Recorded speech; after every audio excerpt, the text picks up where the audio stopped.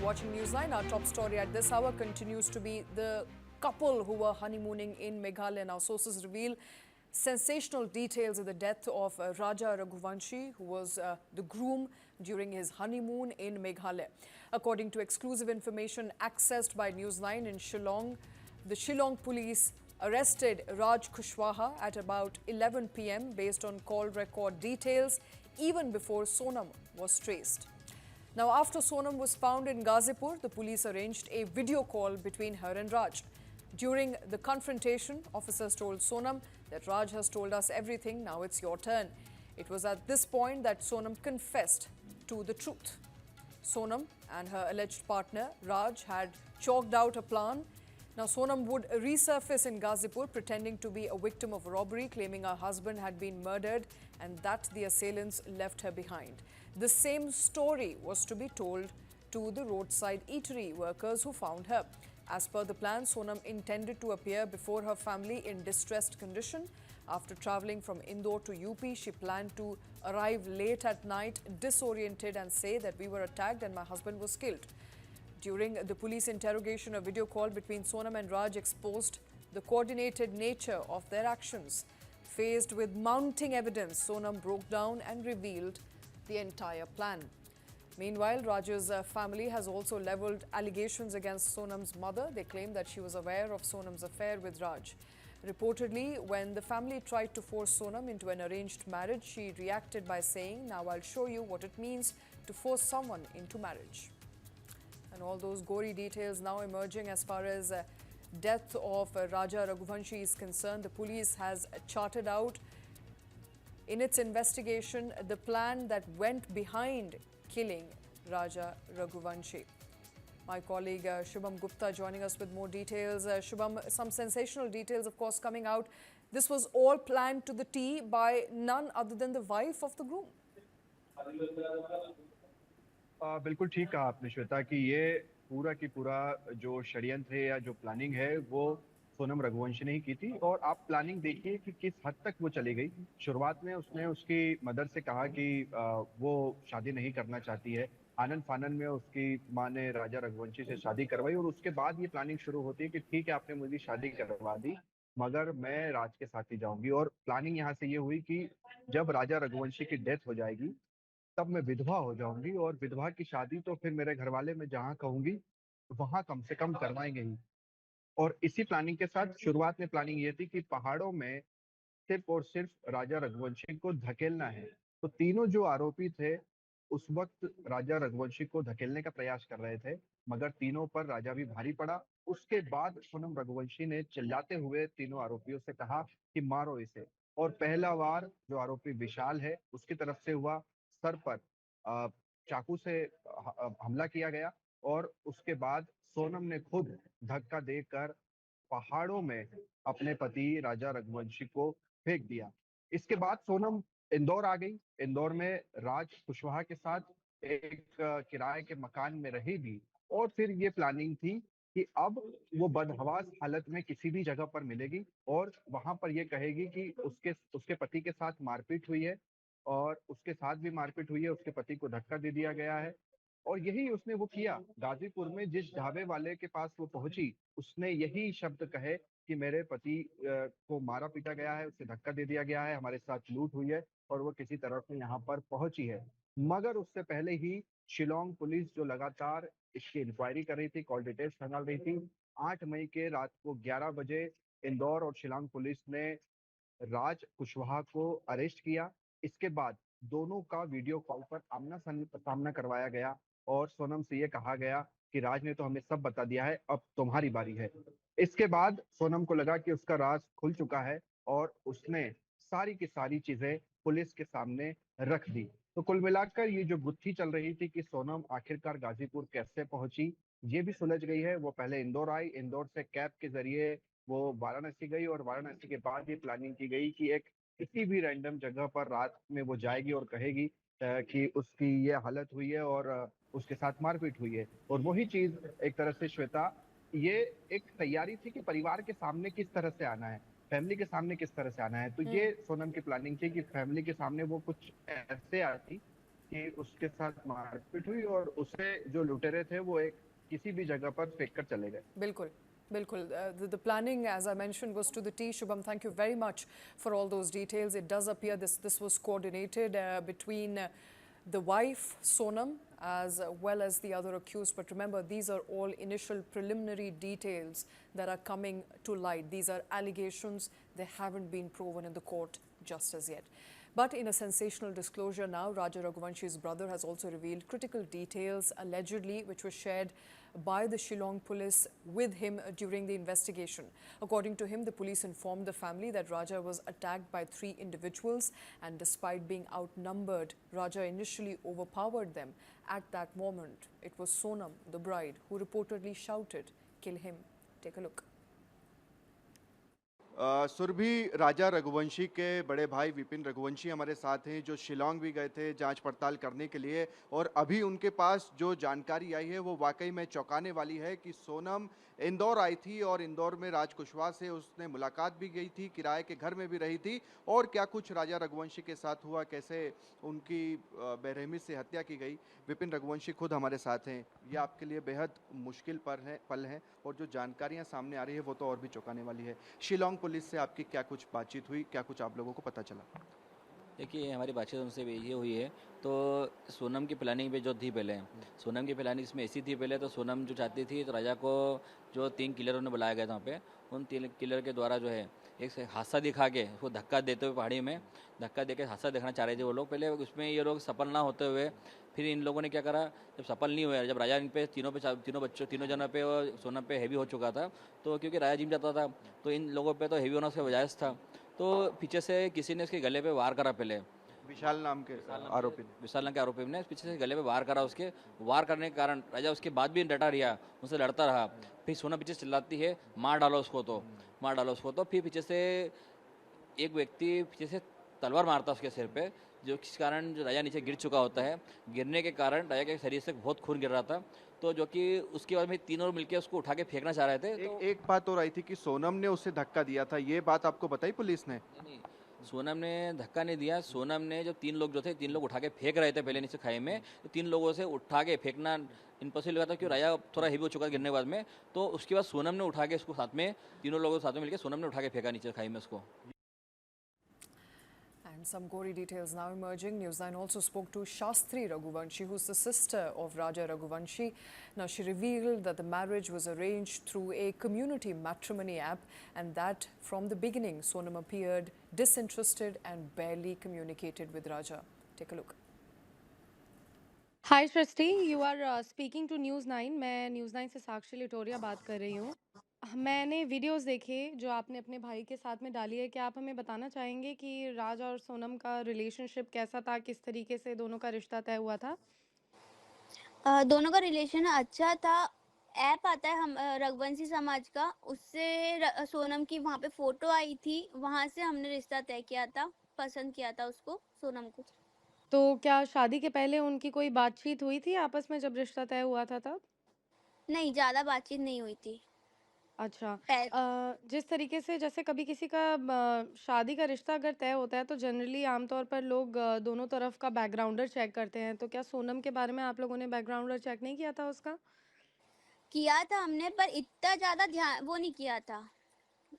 तो उनके बारे में जो उनका इन्वॉल्वमेंट किसी और के साथ में बताया जा रहा है, क्या उस बारे में कोई जानकारी पहले निकल के आई थी सामने?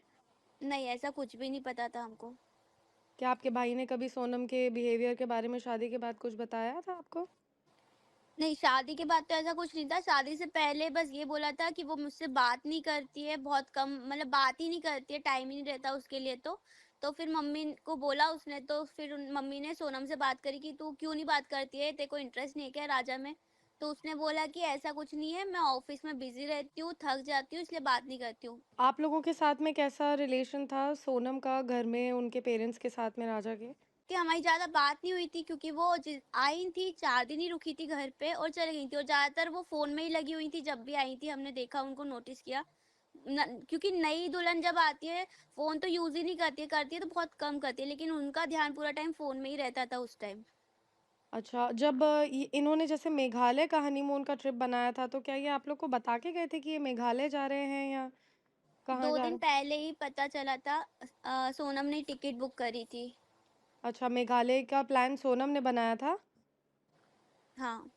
करीबन 1 हफ्ता हो गया था उनके गायब हुए सृष्टि। तो इनिशियली किस तरीके से जांच पड़ताल हुई? आप लोगों को कब शक होना शुरू हुआ कि कुछ हुआ है, कुछ गलत हो गया है? 23 तारीख से लास्ट बात हुई थी, उसके बाद बात नहीं हुई। हमने सोचा शायद नेटवर्क इशू है, इसलिए हमने बात नहीं करी। 2 दिन तक हमने ध्यान नहीं दिया ज़्यादा। बस ये था कि शायद फ़ोन क्यों नहीं उठा रहे, थोड़ी घबराहट हो रही थी हम लोगों को, पर हमने सोचा कि शायद हो सकता है नेटवर्क इशू है वहाँ। फिर हुँ। फ़ोन भी बंद थे सबके, तो हमने 2 दिन बाद फिर पुलिस में कंप्लेंट करी। शादी जब तय हुई थी तो शादी तय होने और शादी होने के बीच में कभी कोई फ्रिक्शन पॉइंट इस तरीके का आया कि सोनम से बातचीत में कुछ ऐसा लग रहा हो कि वो इच्छा नहीं रखती है शादी करने की या कुछ इस तरीके का? नहीं, ऐसा कुछ नहीं है। सगाई हुई थी, उसके बाद राजा ने पिक्चर देखने का बोला था कि मूवी देखने चलते हैं। तो उनकी मम्मी ने मना कर दिया कि नहीं, हमारे यहाँ से ऐसा कुछ नहीं होता है। लड़कियाँ नहीं जाती है घूमने फिरने, हमको घर वालों को पसंद नहीं है, ऐसा बोल दिया था उनने। तो उन्हें जाने ही नहीं दिया था। कहीं भी उसको घूमने का बोलते थे तो नहीं जाते थे, मतलब शादी से पहले वो ज़्यादा मिले ही नहीं है। उनके पापा का भी ये कहना है कि मेरी बेटी को फँसाया जा रहा है। तो इस बारे में आपके परिवार की क्या प्रतिक्रिया रही है? हमको तो एकदम से ये सब पता चला कि सोनम मिल गई, उसके बाद फिर ये निकल के आ रहे हैं कि उनको 3 लोगों के साथ गई थी, 2 लोगों को पहले ही वहाँ पहुँचा दिया गया। टिकट भी सोनम ने करी। 5 साल पहले का रिलेशनशिप निकल के आ रहा है। तो हम क्या बोले, मतलब पूरे सबूत तो उसके लिए खिलाफ ही है। And that's the victim's brother. There is some more information now regarding the investigation into murder of Raja Raghuvanshi. Sonam, the victim's wife and prime suspect in the case, has said that she had married Raja because of her father, who was a heart patient. She couldn't say no to her father's wishes. Now, 4 people have been arrested, remember, in the murder case, including Raj Singh Kushwaha. Raj Kushwaha's mother claims her son is innocent and has been wrongly accused, while his sister says that her only demand is that her brother should be released because he's innocent.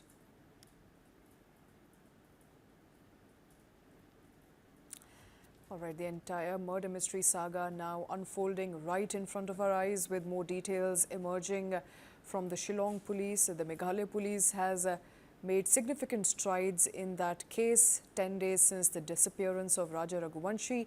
Wife and 4 other suspects are now in custody.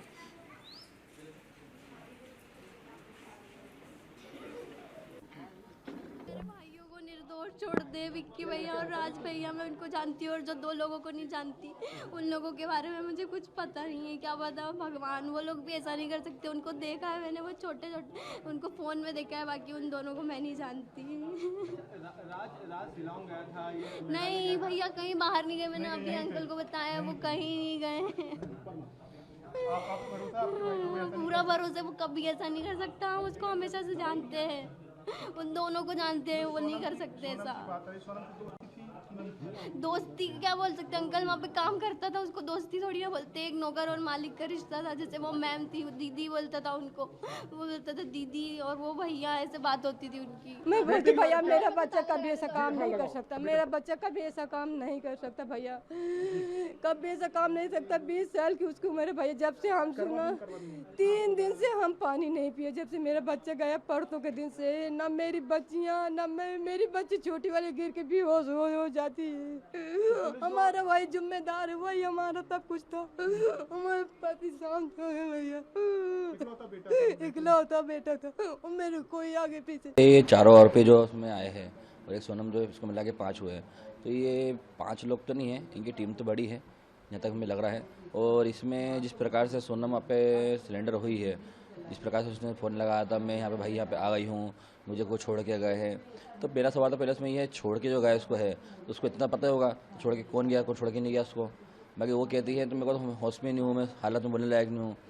कल हमको इतना मालूम पड़ा एक तरफ से है, तो इसको छोड़ के कोई नहीं गया है, ये खुद बस में बैठ के आई है। इसके साथ 2 लोग साथ में बैठे गए थे, और ये बातें जो है, ये बातें मेरे को किसी ने वाकई अपने जो बस में बैठा हुआ था उससे लेडी ने बताई मेरे को ये बातें। तो ये तो पहले झूठ है। तो ये सिलेंडर हुई, सिलेंडर नहीं हुई, ये सिलेंडर होने का ऐसे नाटक किया गया है। और पुलिस को जो हम लोगों जैसे यूपी पुलिस को फ़ोन लगा बुलाया, तो ये एकदम अपने आप को चाह रही थी तो मैं शरीफ बन के जाऊँ जगह में। तो ये पक्का झूठ बोल रही पहले तो है। नहीं, पुलिस की जो जांच चल रही है, हमको उस पर पूरा भरोसा है, और हमको इतना भरोसा है तो पुलिस हमको इंसाफ दिलाएगी बाकायदा, और राजा के कातिलों को जो है जल्द से जल्द फांसी दिलाएगी। उनने इतना बड़ा अंजाम दिया, मिल के चारों पांचों ने मेरे बच्चे को इंसाफ चाहिए और उनको फांसी दी जाए, कड़ी से कड़ी सजा दी जाए, और अभी भी पूछताछ जारी रखी जाए, और भी उनके पीछे कोई होए तो वो सामने आए। ये कहना चाहूँगा कि आपको लग रहा है कि और भी लोग इसमें शामिल हो सकते हैं? हो सकते हैं, क्यों नहीं हो सकते? जब वो इतना रास्ता बदल सकते हैं यहाँ से वहाँ से, तो फिर वो आगे भी हो सकते ना। सोनम की जो बात आ रही है, जो आपकी बेटी से शादी हुई है, पहले भी आपने बात की होगी, तो कभी आपको शक नहीं हुआ कि वो इस तरीके की घटना कर सकती है या वो किसी और से प्यार करती है? हमने उस चीज़ पे गौर नहीं करा ना, ध्यान ही नहीं दिया ना, मतलब कि अपन शक क्यों करेंगे? अपन ने किसी की लड़की लेके आ रहे हैं अपने लड़के के लिए, तो अपन तो जो उसका पुराना क्या बीता हुआ है उस पर तो अपना ध्यान जाएगा नहीं। अपन को तो नई खुशियाँ दिख रही थी ना, तो अपन ने तो नई खुशियों की तरफ ही ध्यान दिया था ना। राजा भी काफ़ी खुश थे शादी से। राजा बहुत खुश था, सब वीडियो में नाच रहा, कूद रहा, बहुत मस्ती कर रहा, सबके साथ बहुत खुश था मेरा बेटा। वो क्या, हम पूरे घर भर के बहुत खुश थे, क्योंकि उसकी शादी का हम बहुत दिन से इंतजार कर रहे थे। तो हमने सोचा मंगली लड़की अभी तक मिली नहीं, अब मिल गई तो कर दें। जबकि है ना, हमारे लड़के के लायक भी लड़की नहीं थी, इतनी लड़का इतना सुंदर लगता थे के बाद भी हमने सोचा संबंध जुड़ जाएंगे, अपने समाज वाले उठने बैठने लायक लोग हैं तो अच्छा लगता, समाज में चार जने बैठते उठते हैं, तो इसीलिए हमने कर दी थी। अंतिम बात मेरी बस यही हुई थी कि बेटा कहाँ तक पहुँच गए। Moving on now, Karnataka Chief Minister Siddaramaiah and Deputy Chief Minister D.K. Sivkumar reached Delhi to brief the Congress High Command about the 4th of June Chinnaswamy Stadium stampede case, which claimed 11 lives. Congress leader Rahul Gandhi and Mallikarjun Kharge directed the Karnataka Chief Minister to ensure stringent precautionary measures are implemented to prevent any such incident in the future. Now, during a meeting held at the AICC office attended by Siddaramaiah and D.K. Sivkumar, Rahul Gandhi and Kharge, it was emphasized that safety protocols must be firmly in place before organizing any public gathering or events. In another development, the CID has ramped up its probe into this stampede at Chinnaswamy Stadium. A team of CID officers led by Inspector Manjunath conducted a thorough site inspection at the stadium. Officials have seized CCTV footage from around the venue and are closely examining each entry gate with special focus on the area where the stampede took place. The team also gathered crucial information from stadium authorities as a part of the ongoing investigation.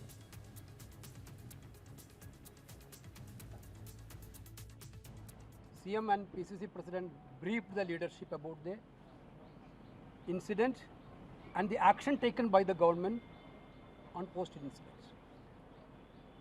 Certainly, we are very much concerned about every human life. We are the party are very much matter about the human life. Unfortunate incident happened. Anyway, government of Karnataka has already ordered a judicial inquiry to find out what exactly happened. During the course of judicial inquiry, party didn't want to involve into the nitty-gritty of the issue, but generally party has clearly viewed that there should be a clear-cut pro-people attitude on this issue also. And a fire broke out in a residential building in Delhi's Dwarka today, killing a family of 3 people as they jumped from the building. The visuals show from the ground a house engulfed in fire with massive flames erupting out of the windows. The fire broke out on the 7th floor of a residential building in Shapat Society near MRV School in Dwarka Sector 13. 2 children, a boy and a girl, both aged 10, jumped from the balcony to save themselves but were declared dead in Akash Hospital later. Their father, Yash Yadav, who's aged 35 years old, also jumped from the balcony and was also declared dead at IGI Hospital. Yadav's wife and elder son survived and have been sent to IGI Hospital for medical assistance. All the residents of Shapat Society have now been evacuated. Electricity and gas connections have now been switched off to avoid any following accident. The Delhi Development Authority and Municipal Corporation of Delhi have been informed to assess the structural stability. The cause of the fire is yet to be ascertained.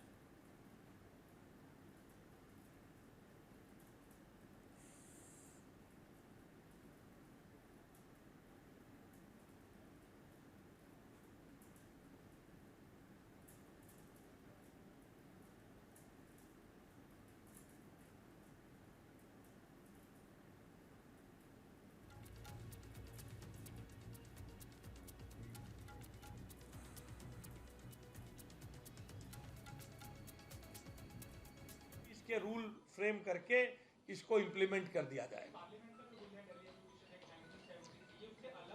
देखिए, कानूनी चीजें हैं ये, आप अपने अखबार के कानून विशेषज्ञों से पूछेंगे जो उस कानून की किन्हीं धाराओं को निरस्त करते हैं, उनके लिए अलग अलग विषय रहते हैं। ये उसके एडिशन में है, इसलिए इसमें कोई किसी किस्म की बाधा नहीं है। ये दिल्ली की सरकार के कानून विभाग ने अच्छी तरह से जानकारी की है। अब आप भी निश्चिंत रहिए, आपको घर से रात को सर्कुलर की सूचना नहीं आएगी कि फिर बच्चों की फीस बढ़ गई है। अब Delhi school education fixation in transparency in fixation of fee bill जल्द ही कानून की शक्ल लेगा। बहुत बहुत धन्यवाद। पहले उसके बाद तो हमारे पास 6 महीने हैं, पेश होंगे जैसे ही विधानसभा का पहला सत्र होगा। बहुत बहुत धन्यवाद। 1 अप्रैल से लागू होगा ना, तो वो सब इसी में कवर होगा। वो सब इसी में कवर होगा। वो तो जो रिटर्न होगा या क्या होगा, इसका फैसला तो पेरेंट्स, टीचर्स, प्रिंसिपल्स, स्कूल की मैनेजमेंट और डीओई का रिप्रेजेंटेटिव जो स्कूल फिक्सेशन फी कमेटी बनेगी वो मिलकर करेगी। बहुत बहुत धन्यवाद।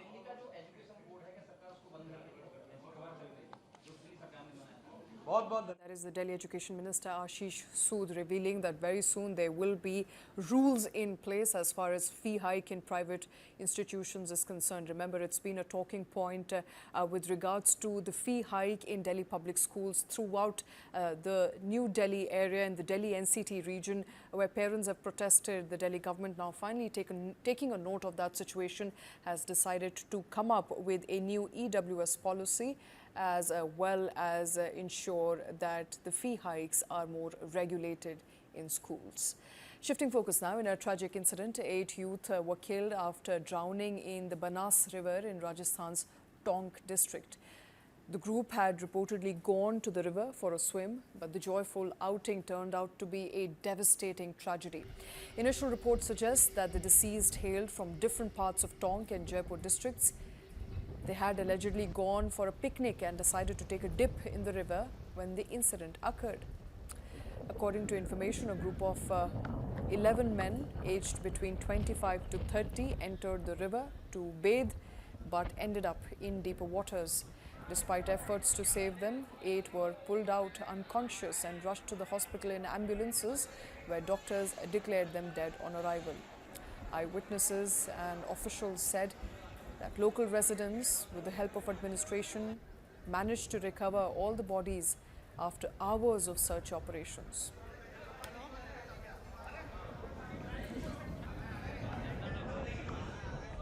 देखिए, काफ़ी दुखद घटना है जो कुछ समय पहले हमारे पास इंफॉर्मेशन आई कि सदर थाना क्षेत्र में जो कच्चा बंदा है, पुराना बनास जो पुलिया है, उसके पास कुछ लड़के जयपुर से पिकनिक मनाने के लिए आए हुए थे और उसी दौरान ये घटना हुई।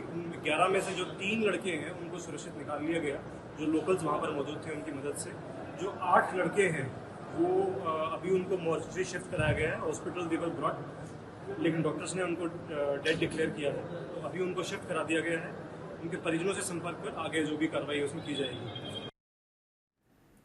And moving on, Vishwajit Rane, the Health Minister of Goa, who stirred up a controversy after suspending a doctor over row with patient care and then apologized, said he would not apologize again. The doctors who were on the warpath have refused to accept his apology and have demanded that he apologize in person to the doctor concerned. Now, Rane's run-in with the doctor Rudresh Kuttikar of the Goa Medical College and Hospital took place during his surprise visit to the premier facility on Saturday. He apparently caught the medical personnel refusing to treat a patient and suspended the CMO in public. Soon after, a phone video of the encounter appeared on social media, sparked a major protest by doctors. But despite his apology first on social media and then on television, Rane is facing severe backlash from organizations including the Indian Medical Association, Goa Association of Resident Doctors that have threatened strike. And Health Minister's conduct there has irked doctors.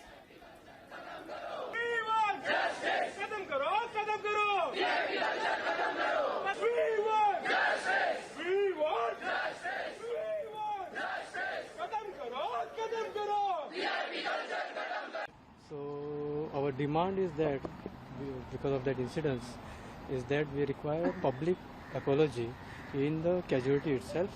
The Honorable Minister should come and apologize in the casualty. That is our demand. Okay? So any deadline you all have given? No, we have not given deadline, but it should be immediately. Yeah. On that 7th, actually, as per the incident, it was nothing. One relative came asking to give an injection, just a vitamin B12 injection. Vitamin B12 injection, where she came in emergency department, is not part of emergency injection. I have seen the video, but it is a studio apology. So we demand all the doctors that the apology should be where the incidents happen. It is in front of the people. In public. In the public. It should be recorded. It could be recorded, and as it went viral, my humiliation went viral. The same thing has to be also should be viral everywhere, because I was humiliated completely that day. So I want every people should know his apology. We also have put forth our request to the Dean of GMC to file an FIR against the videography and photography which was allowed in the campus against the Supreme Court ruling. The Health Minister should come here during working hours today and conduct a public apology.